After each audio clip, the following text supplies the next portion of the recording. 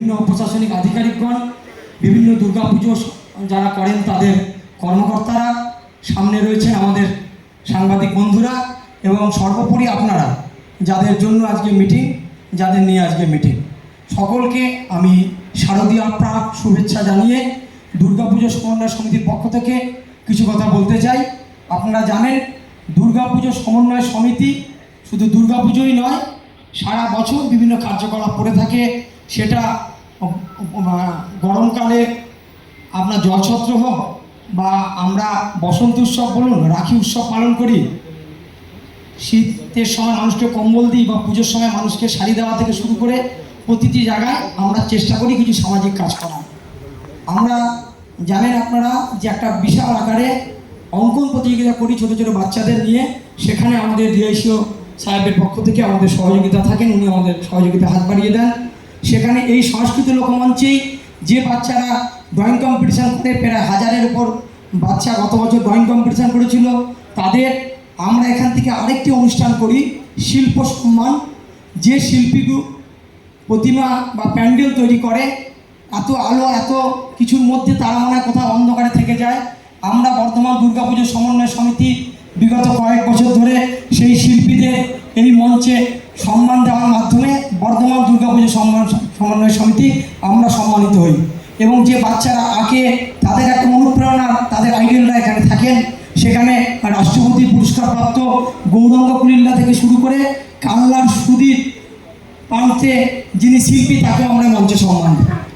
আমরা যেসব কাজ করি সারা বছরে, তার মধ্যে অন্যতম একটা কাজ হলো মায়ের জন্য রক্তদান। আমরা জানবেন বিগত এই বছর 8ই জুন রক্তদান শিবির করেছিলাম ফোরাম ফর দুর্গা উৎসবের সঙ্গে যৌথভাবে। বিগত 5 বছর ধরে আমরা এই রক্তদান শিবির করি। এবছর 4726 জন মানুষ একদিনে রক্ত দিয়েছেন। এটা বলতে গেলে রাজ্যের তথা দেশের মধ্যে একটা অন্যতম ব্যাপার যে একদিনে 4626 জন রক্ত দিয়েছেন।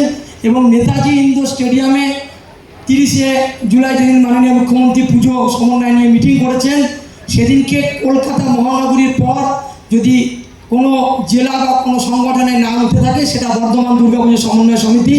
একজন বর্ধমানবাসী হিসাবে এটা গর্বের ব্যাপার যে কলকাতার পর বর্ধমান দুর্গাপুজো বা বর্ধমানের নাম সেই মঞ্চে উচ্চারিত হয়েছে। আমরা প্রতি বছরই পুজোর সময় সহায়তা কেন্দ্র করে থাকি। এবার আপনারা জানেন যে কার্নিভাল, যেটা কলকাতার পর অন্যতম এবং সফলতম কার্নিভাল, আমরা একটা ট্যাগ দিয়েছি কার্নিভালের শহর বর্ধমান। আপনারা জানেন এইবার আমাদের এখানে কার্নিভাল হবে। সেই কার্নিভালে আমাদের যে সহায়তা কেন্দ্র, সেটা ষষ্ঠী থেকে কার্নিভাল পর্যন্ত থাকে। ওই কার্নিভালে আমরা জেলা প্রশাসনের সঙ্গে যৌথভাবে একটা মঞ্চ করি।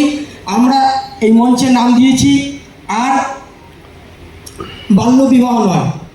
আমরা এবছর আমাদের একটা ট্যাগলাইন, আমরা সামনের 1 বছর ধরে যাতে বাল্যবিবাহের ক্ষেত্রে বিভিন্ন রকম আমাদের যে ক্যাম্পেইন সেটা থাকবে, আমরা করব।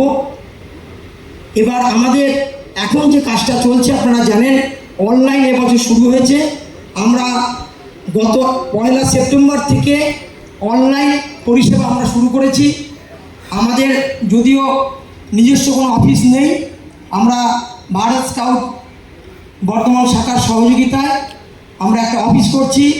সেখানে 6 জন এক্সপার্ট যারা কম্পিউটার জানে, সেরকম 6 জন ছেলেকে দিয়ে আমরা সহযোগিতা করছি। প্রত্যেকটা পুজো কমিটির কাছে আমাদের আবেদন, আপনারা আজকে আমরা এখান থেকে বিশেষ যে ফর্মগুলো লাগবে সেই ফর্মগুলো মানুষকে দেওয়া হয়েছে। যারা এখনও সেই ফর্ম পাননি বা যারা অনলাইনে পারমিশন করতে চান, তাদের আমরা স্পন্দন কমপ্লেক্সে 18 তারিখ পর্যন্ত ফর্ম ফিল আপ চলবে। আপনারা গেলে আমরা আমাদের পক্ষ থেকে ওখানে সহযোগিতা করব। আমি প্রশাসনের কাছে